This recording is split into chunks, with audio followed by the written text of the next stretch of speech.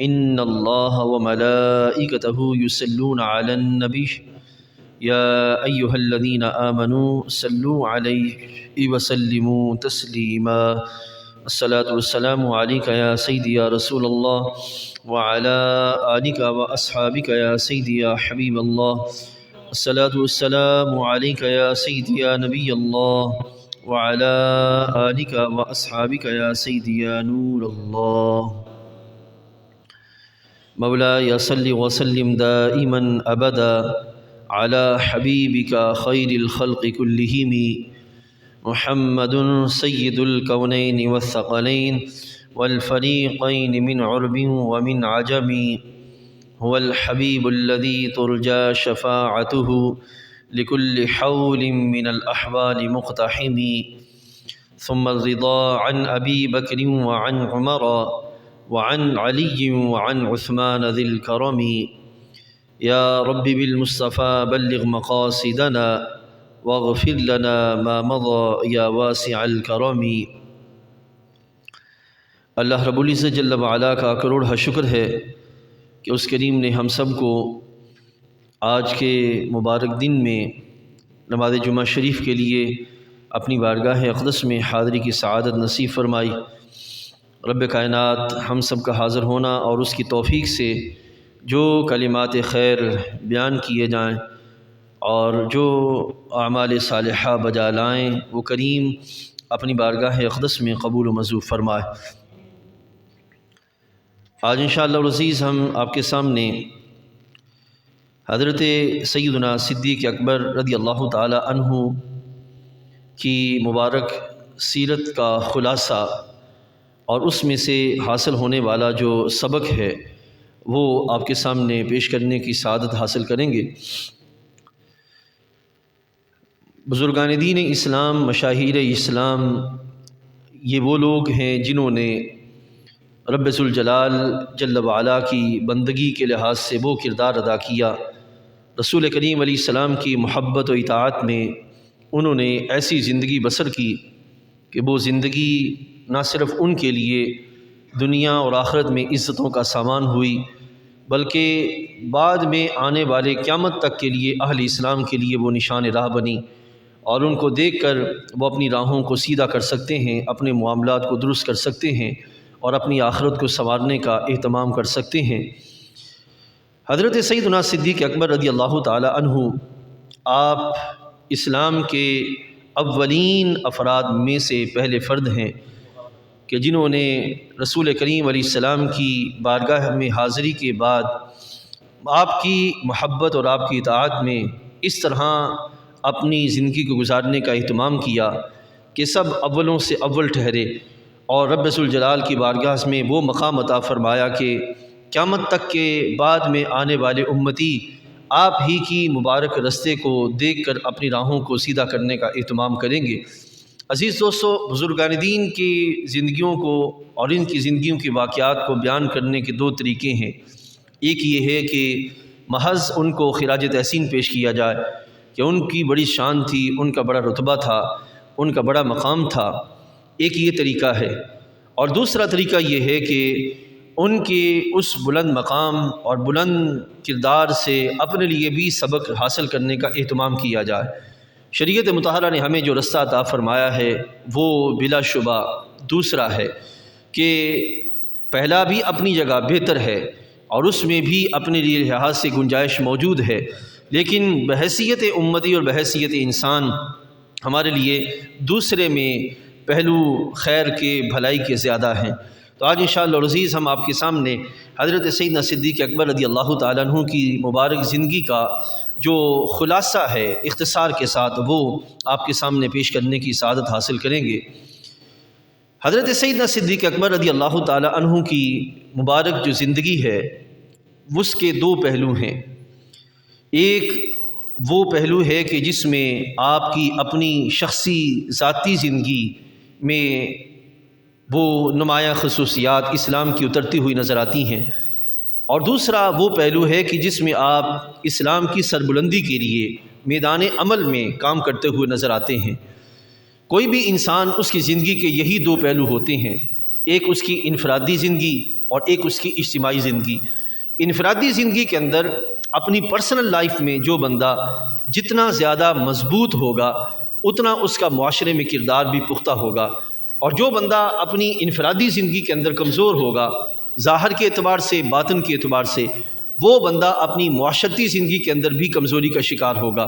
اور حالات کے تھپیڑے کبھی بھی وہ برداشت نہیں کر سکے گا، زمانے کی سختیوں میں وہ کبھی ٹھہر نہیں سکے گا، اور پھر اس کے حصے میں جو سربلندی ہے وہ نہیں آ پائے گی۔ حضرت سیدنا صدیق اکبر رضی اللہ تعالی عنہ،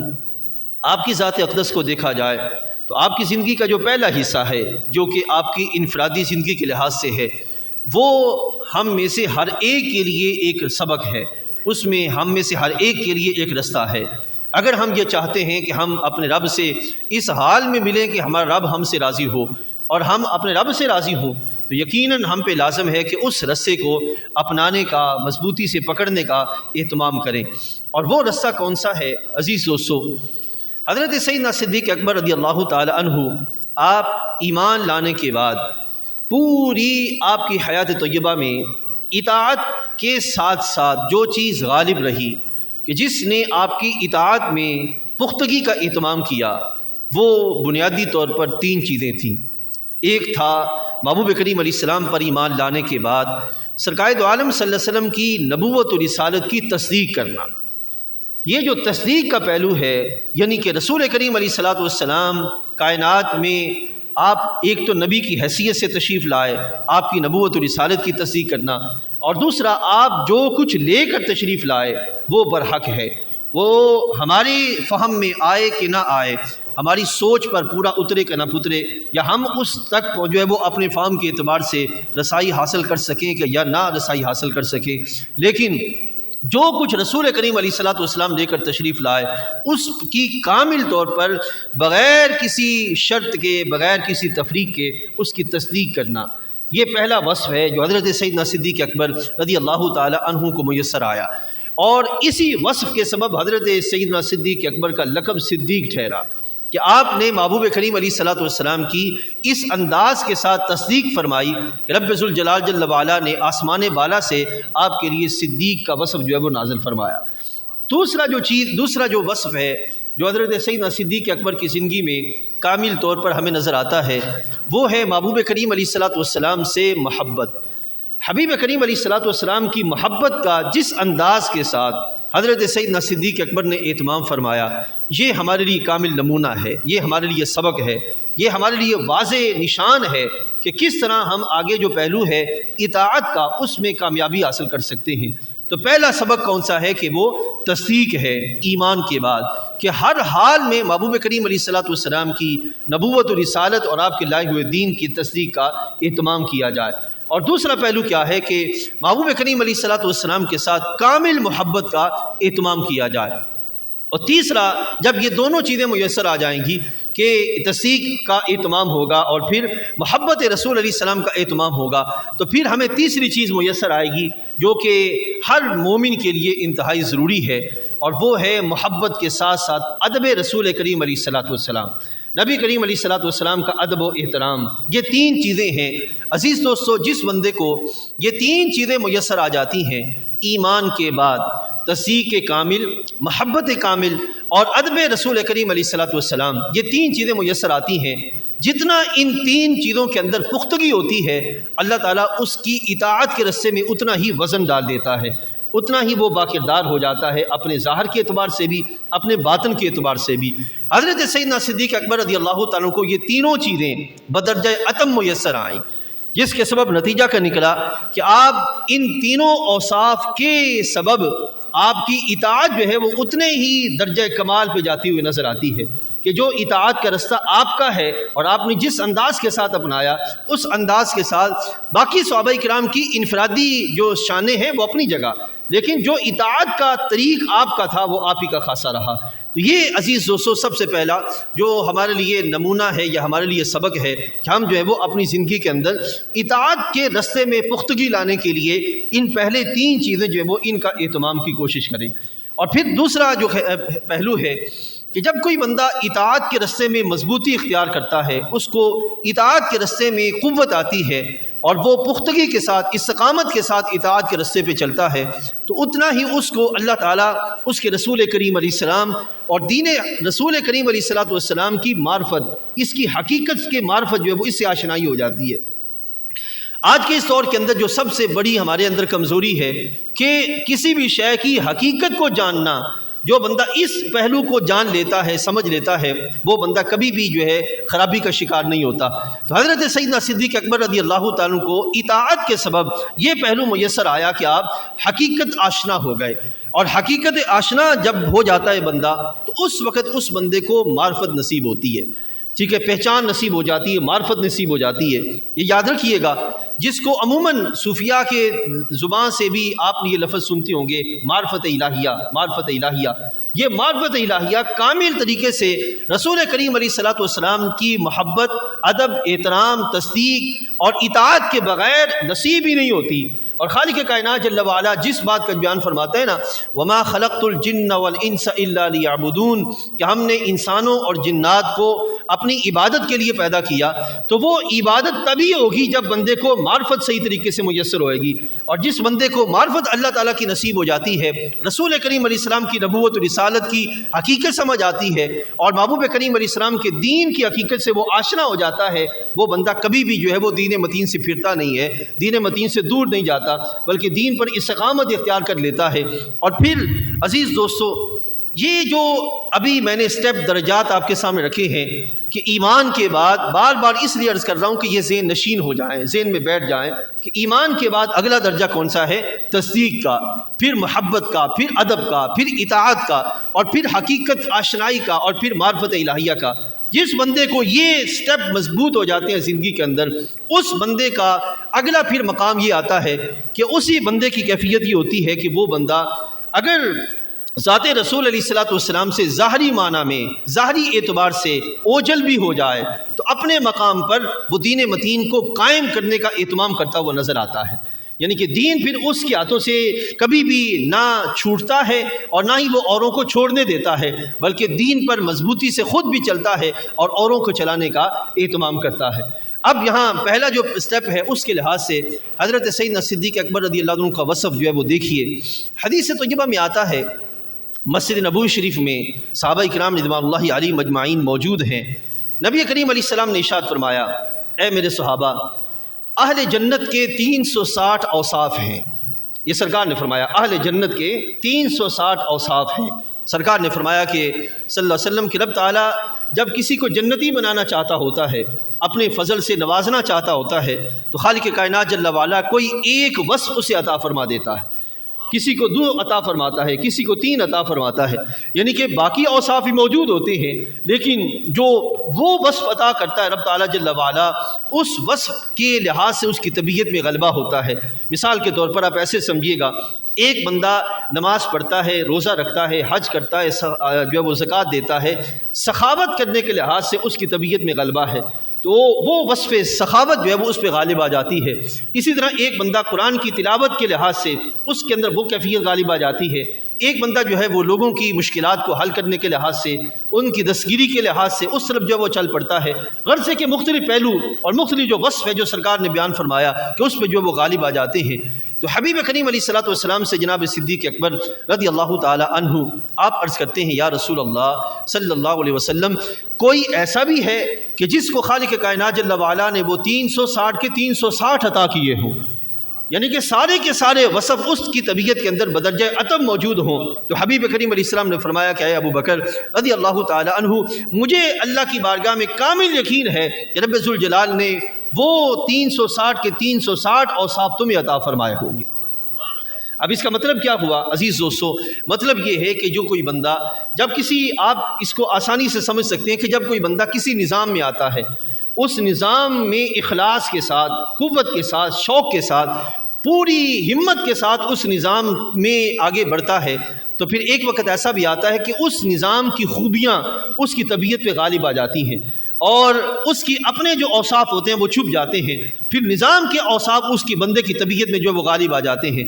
ایسے ہی حضرت سیدنا صدیق اکبر رضی اللہ عنہ کے ساتھ ہوا کہ آپ مکمل اخلاص کے ساتھ اسلام میں آئے اور مکمل اہتمام کے ساتھ آپ نے سرکار کی اطاعت کا اہتمام کیا اور محبوب کریم علیہ الصلوۃ والسلام کے دین کو کامل طریقے سے پکڑنے کا اہتمام کیا۔ نتیجہ کا نکلتا ہے کہ حضرت سیدنا صدیق اکبر رضی اللہ عنہ کی مبارک طبیعت میں جتنے بھی اسلام کے اوصاف تھے وہ سارے کے سارے غالب آ جاتے ہیں۔ عزیز دوستو، ہم میں سے کتنے احباب ایسے ہیں جنہیں اسلام کی بہت ساری چیزوں کی خبر ہوگی، بہت ساری اچھی باتوں کی خبر ہوگی، بہت سارے اچھے معاملات کو وہ جانتے ہوں گے، ہم میں سے بہت سے لوگ ایسے ہیں، لیکن اگر ہم دیکھیں اپنی عملی زندگی کے اندر تو وہ جو اچھے اوصاف ہیں جو ہمارے ذہنوں کے اندر، شعور کے اندر، ہمارے خیالات میں، ہماری سوچ کے اندر موجود ہیں، وہ پریکٹیکلی عمل میں نظر نہیں آتے۔ عزیز دوستو، اس کی وجہ کیا ہے؟ یہ ہمارے اندر اگر کمزوری ہے تو وہ یہ ہے کہ ہمارے پاس علم کا ایک بہت بڑا سمندر ہے، ہمارے شعور کے اندر موجود ہے، لیکن عملی طور پر جو ہے وہ اس طرف آنا، یہ ہماری زندگی کے اندر جو ہے وہ کم ہے، کسی میں زیادہ کم ہے، کسی میں تھوڑا کم ہے، بہرحال یہ کمی کا پہلو جو ہے وہ موجود ہے۔ اب اس کو دور کرنے کی آج اشد ضرورت ہے، کیونکہ جب ہم نے آنا ہے دین کی طرف، اسلام کی طرف، تو پھر اخلاص کے ساتھ صحیح طور پر اس کو اختیار کرنے کا اہتمام کیا جائے۔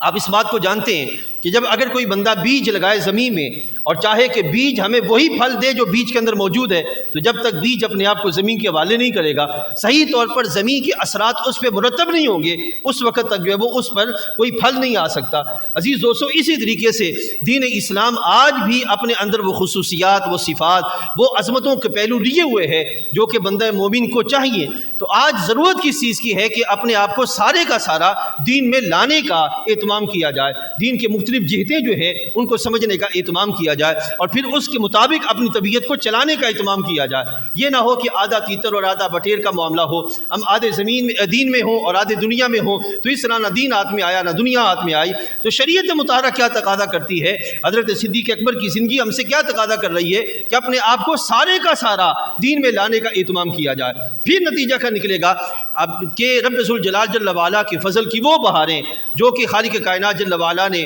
ہمارے حصے میں رکھی ہوئی ہیں، رب تعالیٰ جل وعلا ہمیں عطا فرما دے گا۔ تو یہ ہے حضرت صدیق اکبر رضی اللہ عنہ کی زندگی کا ایک پہلو۔ اب آپ کو لیے چلتا ہوں آپ کی زندگی کے دوسرے پہلو کی طرف۔ عزیز دوستو، جب کوئی بندہ اپنی شخصی انفرادی زندگی کے اندر، میں نے عرض کیا، مضبوط ہو جاتا ہے، تو پھر وہ بندہ معاشرے کے اندر، سماج کے اندر مختلف مقامات پر بھی اپنا مضبوط کردار ادا کرتا ہوا نظر آتا ہے۔ آج ہماری اجتماعی زندگی ہے، اس زندگی میں کمزوریاں کیوں ہیں؟ اس بات سے کہ ہماری شخصی انفرادی جو زندگی ہے اس زندگی کے اندر کمزوریوں کا سلسلہ موجود ہے۔ وہ اگر کمزوریاں دور ہو جائیں، اور وہ کمزوریاں کیسے دور ہوں گی؟ عزیز دوستو، اگر کوئی بندہ کہے کہ گھر بیٹھے میری وہ کمزوریاں دور ہو جائیں، تو ایسے نہیں ہو سکتا۔ اگر مرض لگ جائے تو کسی ڈاکٹر کے پاس جانا پڑتا ہے، اسی طرح کوئی اور نقصان آ جائے تو کسی ماہر سے مشورہ کرنا پڑتا ہے، پھر جا کر بندہ جو ہے اس نقصان کو دور کرنے کا اہتمام کر سکتا ہے۔ اسی طریقے سے عزیز دوستو، دین میں جو ہمارے عملی زندگی کے اندر کمزوریاں آ گئی ہیں ان کو دور کرنے کا سب سے پہلے یہ کہ اہتمام ہم نے خود کرنا ہے، باہر سے کسی نے نہیں کرنا۔ اور پھر دوسری چیز یہ ہے کہ اہتمام کرنے کے لیے یہ نہیں ہے کہ خود ہی جمع نفی کر کے بیٹھ جائیں کہ ہاں یہ میرے اندر کمزوری ہے۔ ہو سکتا ہے کہ ہم 1 سے 10 تک کمزوریاں گنیں اور ہماری زندگی میں 1 سے 40 تک 50 تک کمزوریاں موجود ہوں، تو جب تک کسی ماہر کے ہاتھ نہیں لگیں گے اس وقت تک کمزوری جو ہے وہ دور نہیں ہوگی۔ تو اس کے لیے اشد ضروری ہے کہ کسی ماہر طبیب کو پکڑا جائے۔ اور کوئی کہے گا کہ ماہر طبیب کہاں سے ملے گا؟ عزیز دوستو، ڈھونڈنے چلے بندہ تو خدا تعالیٰ بھی مل جاتا ہے۔ اگر تلاش کے لیے نکلے بندہ اخلاص کے ساتھ تو رب تعالیٰ جل وعلا کی معرفت بھی نصیب ہو جاتی ہے۔ اور اگر بندہ صحیح طریقے سے اپنے اندر کو پہچاننے چلے گا تو رب تعالیٰ جل وعلا اس کے اندر کی پہچان بھی اسے عطا فرما دے گا کہ اندر کا معاملہ کیا ہے۔ اسی بات سے صوفیاء اکرام کا اقوال ہے کہ من عرف نفسہ فقد عرف ربہ، کہ جس نے اپنے اندر کو درست کرنے اور اپنے اندر کو صحیح طریقے سے جانچنے کا اہتمام کر لیا، اسی کو اللہ کی معرفت بھی نصیب ہو جائے گی۔ اس بات سے عزیز دوستو، پہلا سبق کیا ہے کہ ہم اپنے اندر کو جانچنے کا، پرکھنے کا اہتمام کریں اور اندر سے جو کمزوریاں ہیں، کوتاہیاں ہیں، ان کو دور کرنے کا اہتمام کریں۔ پھر کیا ہوگا کہ ہماری عملی زندگی کے اندر ہمارے معاملات میں مضبوطی آئے گی۔ اور یہ دوریاں کب دور ہوں گی عزیز دوستو؟ ایک تو یہ کہ ہمیں خود اختیاری طور پر اس پہ چلنا ہے، اور دوسرا یہ ہے کہ اس کے لیے کوشش کریں کہ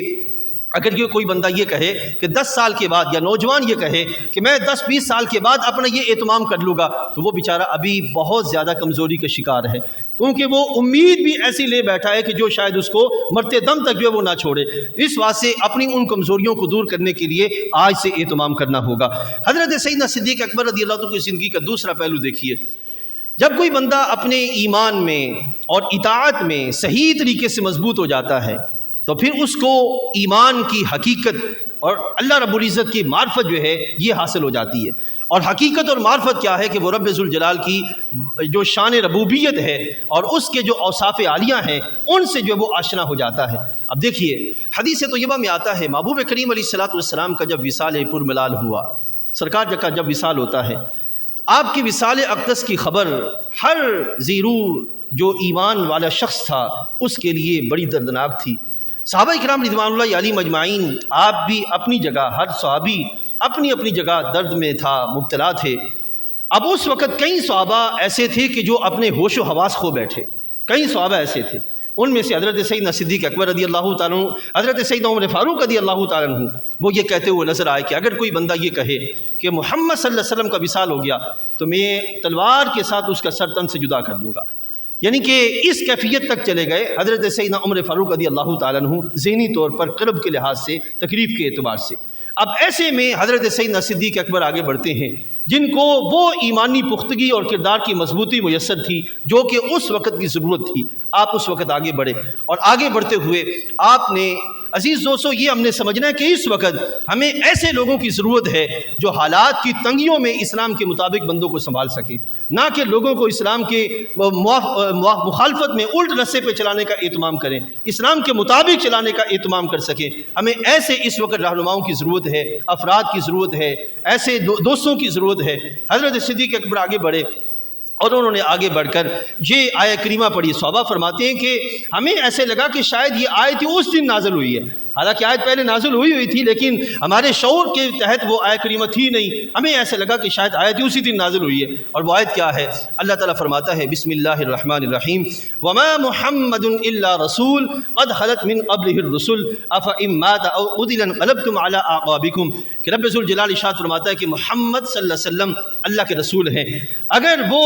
شہید کر دیے جائیں یا ان کا وصال ہو جائے تو ایسا ہرگز نہیں ہونا چاہیے کہ تم الٹے پاؤں پھر جاؤ۔ اب یعنی کہ حضرت سیدنا صدیق اکبر نے آگے بڑھ کر رسول کریم علیہ الصلوۃ والسلام کی نبوت و رسالت، اس کی حقیقت کو بیان کرنے کی خبر دی۔ اے میرے محبوب علیہ السلام کی غلاموں، کوئی شک نہیں ہے کہ سرکار دو عالم صلی اللہ علیہ وسلم کا وصال ہو گیا ہے، یعنی کہ آپ کی جو بشریت ہے وہ وصف اس پر وفات کا سلسلہ آ گیا ہے، اللہ کا حکم آ گیا ہے۔ لیکن ذرا سوچو، ہم نبی علیہ الصلوۃ والسلام کے محض ظاہری بشر اقدس سے متصل نہیں ہیں، بلکہ نبی علیہ السلام کی شان نبوت و رسالت سے متصل ہیں، یعنی کہ نبی کریم علیہ السلام کی جو نبوت و رسالت ہے اس پہ کوئی وفات نہیں آئی، وہ آج بھی اسی طرح باقی ہے جیسے پہلے باقی تھی۔ یعنی کہ نبی کریم علیہ الصلوۃ والسلام کا وصال کر جانا یا آپ کا ہماری دنیا، اس ظاہری دنیا کے اندر سامنے ہونا، مومن کے لیے دونوں جو ہے وہ برابر ہیں۔ ہاں، آپ کا ظاہری دنیا میں موجود ہونا یہ کمال کا درجہ رکھتا ہے، اور اگر وصال کر جائیں تو یہ حکم الہی ہے۔ تو اس طرح حضرت سیدنا صدیق اکبر نے کس کے ساتھ جوڑا؟ صحابہ کرام کو نبی علیہ السلام کی نبوت و رسالت کے ساتھ جوڑنے کا اہتمام کیا۔ دوسرے لفظوں میں آپ نے یہ بیان کیا کہ اے لوگوں یاد رکھو، جو بندہ ذات محمد صلی اللہ علیہ وسلم کا جو عبادت کرتا تھا وہ سن لے کہ ذات محمد کا وصال ہو گیا، اور جو بندہ رب محمد کی عبادت کرتا تھا وہ جان لے کہ رب ذوالجلال جل وعلا حی ہے، باقی ہے، اس کو فنا نہیں ہے۔ اب یہ مطلب کیا ہوا کہ صحابہ کرام رضوان اللہ علیہم اجمعین کے جن کے ذہنوں پر اس دکھ کی گھڑی میں ایک عجب کیفیت طاری ہو گئی تھی، ان کو کس کے ساتھ جوڑا؟ رب ذوالجلال کی وحدانیت کے ساتھ اور رسول کریم علیہ السلام کی نبوت و رسالت کے ساتھ۔ تو یہ تبھی ممکن ہے عجیب دوستو کہ جب طبیعت میں ایمان پختہ ہوگا، کردار مضبوط ہوگا، اور طبیعت رب ذوالجلال جل وعلا کی شان الوہیت اور شان نبوت و رسالت کے ساتھ جو ہے وہ صحیح طریقے سے جڑ چکی ہوگی، تو پھر نتیجہ کیا نکلے گا کہ وہ پرخار وادیوں میں بھی لے کر آگے بڑھتا ہوا نظر آئے گا۔ تو اس وقت اس چیز کی ضرورت ہے کہ اپنی طبیعتوں میں اس چیز کو قائم کرنے کا اہتمام کیا جائے۔ دوسرا جو پہلو حضرت سیدنا صدیق اکبر کی بارگاہ سے ملتا ہے، آپ دیکھتے ہیں ہمارے بہت سارے ذمہ دار حکمران بڑے بڑے لیڈر حالات کی تھوڑے سے تھپیڑے آتے ہیں تو وہ فوراً سے پہلے حلال کو چھوڑ کے حرام کی طرف بھاگتے ہیں اور حرام ہی پر یقین کرتے ہوئے اور حلال پر وسوسوں کا شکار ہوتے ہوئے نظر آتے ہیں۔ حضرت سیدنا صدیق اکبر رضی اللہ عنہ کا یہ دور دیکھیے عزیز دوستو، ہمارے پاس اتنی مثالیں ہیں کہ اگر ہم جو ہے وہ ان کو پڑھ لیں اور ہمارا مسلمان آج کا ان سے آشنا ہو جائے تو کبھی بھی وہ کہیں دھوکہ نہ کھائے، کبھی بھی وہ اپنی خرابی کا شکار نہ ہو، کبھی بھی وہ سبز باغ دکھا کر لے جانے والوں کے پیچھے نہ چلے۔ حضرت سیدنا صدیق اکبر رضی اللہ عنہ نے جب دیکھا رسول کریم علیہ السلام کا وصال ہوا، آپ کو مسند خلافت پر جو ہے وہ آپ تشریف فرما ہوئے، تو کئی قبائل ایسے تھے جو کہ مرتدین کی صف میں چلے گئے، یعنی کہ کچھ وہ تھے جنہوں نے زکوٰۃ کا انکار کر دیا، کچھ وہ تھے جنہوں نے نماز کا انکار کر دیا، کچھ وہ تھے جنہوں نے مختلف پہلوؤں کا انکار کیا، اور ایک قبیلہ وہ بھی تھا جو کہ نبی کریم علیہ السلام کی نبوت اور رسالت کے مقابلے میں نبوت گھڑ کے بیٹھ گیا، مسلمہ کذاب۔ اب سوچیں کہ لمحے کے لیے ایک پہلو یہ تھا کہ جو ایک دو باتوں کا انکار کر رہا ہے ان کو بس ملا جلا کے ساتھ ملایا جائے کہ باقی بعد میں دیکھی جائے گی، اس وقت تم ہمارے ساتھ چلو۔ اور دوسرا یہ ہے کہ رسول کریم علیہ السلام کے دین کو صحیح طریقے سے قائم رکھنے کے لیے باقاعدہ اسی روش کو اپنایا جائے جو روش سرکار نے اپنائی تھی، اور وہ کیا تھی؟ حضرت سیدنا صدیق اکبر نے ان سب کے خلاف جو کسی بھی طرح اسلام کے کسی ایک عمل سے بھی باہر ہونے کے راستے کو سوچ رہے تھے یا چلے گئے تھے، حضرت سیدنا صدیق اکبر نے ان کے خلاف جہاد کا اعلان کر دیا، جہاد کا اعلان کر دیا کہ جہاد میں برکت ہے، جہاد میں بقا ہے، اور دین کے لیے محنت کرنے والوں کا اللہ حامی و ناصر ہوتا ہے، ہم اس پر جو ہے وہ چلنے کا اہتمام کریں گے۔ حضرت سیدنا عمر فاروق نے فرمایا کہ اگر کوئی بندہ ایک دو چیزیں چھوڑ بھی رہا ہے تو اس کو فی الوقت ساتھ ملایا جائے۔ حضرت سیدنا صدیق اکبر نے فرمایا کہ یاد رکھو، جو میرے رسول کریم علیہ السلام کے دور میں اپنے قبیلے میں موجود بکریوں کے گلوں میں پڑی ہوئی رسی کی بھی زکوٰۃ دیتا تھا اور آج انکار کر رہا ہے، ابو بکر ان کے خلاف جہاد کرے گا اور زکوٰۃ لینے کا، زکوٰۃ کو قائم کرنے کا اہتمام کرے گا۔ یہ ہے ارکان اسلام کو قائم کرنا۔ اور دوسری طرف حضرت سیدنا صدیق اکبر نے جب دیکھا کہ مسلمہ کذاب نے رسول کریم علیہ السلام کی نبوت کے مقابلے میں نبوت دھڑ کے بیٹھ گیا ہے، تو حضرت سیدنا صدیق اکبر نے اعلان کیا کہ کوئی ایک بھی صحابی مدینہ طیبہ میں باقی نہ رہے، سارے کے سارے جا کر جو ہے وہ اس کے خلاف لڑنے کا اہتمام کرے۔ اگر مدینہ طیبہ خالی ہو جائے، میں اکیلا رہ جاؤں اور میری پنڈلیوں کو آ کے بھیڑیے نوچیں، اور آپ نے فرمایا کہ مجھے وہ قبول ہے، لیکن اس نبوت کے دعوے کے مقابلے میں ہمارا بیٹھ جانا مجھے یہ قبول نہیں ہے۔ یہ وہ انداز تھا حضرت سیدنا صدیق اکبر رضی اللہ عنہ کا، جس کے لحاظ سے نتیجہ کا نکلا کہ اسلام کی وہ مبارک عمارت جو سرکار نے قائم کی تھی، آپ نے ہر طرح کے تھپیڑوں سے نکال کر اس کو اس کے اصل رستے پہ چلا دیا۔ یہ وہ انداز تھا، یہ وہ نہج تھا۔ عزیز دوستو، آج کے ہمارے عامت الناس، عام جو مسلمان ہیں، ہمیں ہر ایک کو اس بات کی ضرورت ہے کہ ہم اپنی شخصی زندگی کے اندر اسلام کو قائم کرنے کا اہتمام کریں، ظاہری طور پر بھی، باطنی طور پر بھی۔ پھر نتیجہ کا نکلے گا کہ وہ لوگ جو عملی طور پر میدان میں آتے ہیں، کسی بھی طرح رہنما بننے کا، لیڈر بننے کا یا سیاست میں آنے کا سوچ رہے ہیں، میں ان کو عرض کروں گا کہ سیاست میں آنے سے پہلے کسی منجے ہوئے جو اسلامی سوچ رکھتا ہو اس لیڈر کے ساتھ مل کر اپنا طریقہ درست کر لو، پھر نتیجہ کا نکلے گا۔ ہو سکتا ہے اللہ تمہارے ہاتھوں وہ کام لے لے جو کہ اس وقت اسلام کی ضرورت ہے، جو اس وقت دین کی ضرورت ہے، لیکن اگر تم نے دین چھوڑ کے آگے بڑھے تو پہلے جو 70 سال سے ذلیل ہو رہے ہیں تم بھی ذلت کا رستہ اپناتے پھرو گے۔ اور اگر کوئی بندہ صحیح طریقے سے چلے گا تو نتیجہ کا نکلے گا۔ میں یہ بات عرض کروں